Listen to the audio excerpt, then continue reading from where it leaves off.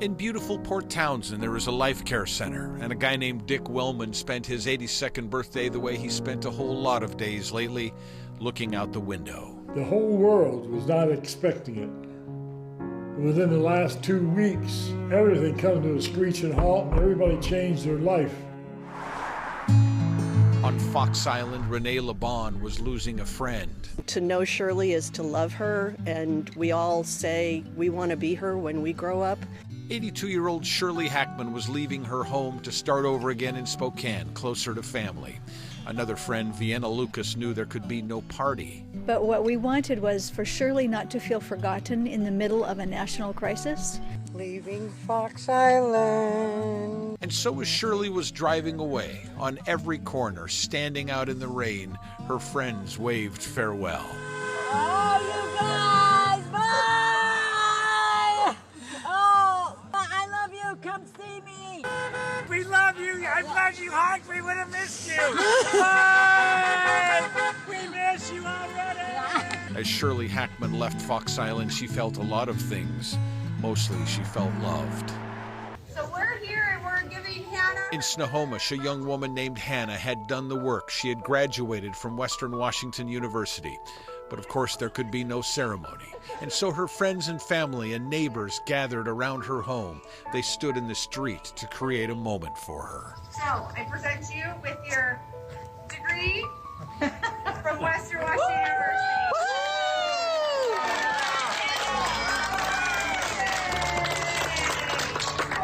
Hannah threw her hat in the air and everything, and so she was launched out into the world. It was the best anybody could do.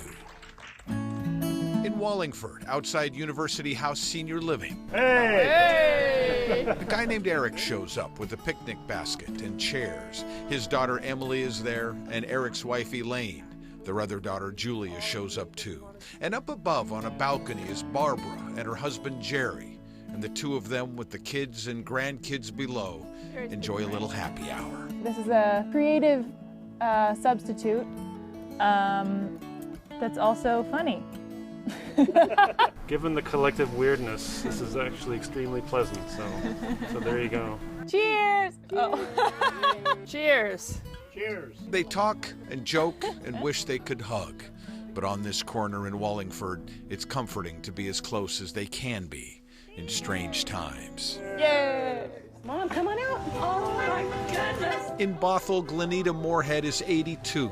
Her husband of 61 years passed away recently, and just because they wanted her to know she is loved, the people in her life brought a parade of happiness to her doorstep. There were signs and balloons, and Glenita Moorhead went to bed that night knowing that she wasn't alone. Oh my goodness. I can't believe this. There's a guy named Dalton in Covington. This was his 20th birthday. I just don't feel like being a kid anymore and just becoming a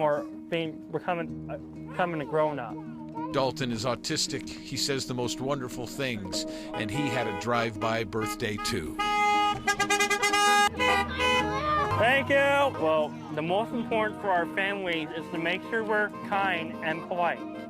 It's very important to be polite to our people that live with us here in the state. It's what's important.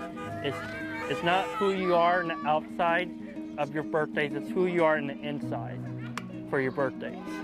Dalton's big sister Amber planned the whole thing, and if she didn't know it before, she knows it now. People care.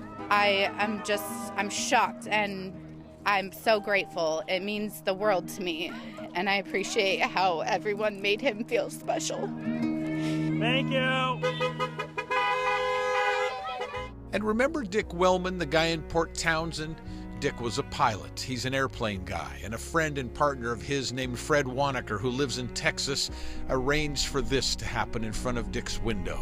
A World War II T-6 Texan on a crystal sunny day, banked in an achingly graceful arc so that it might fly right past Dick Wellman's window, so that it might offer a moment of beauty and freedom for the soul.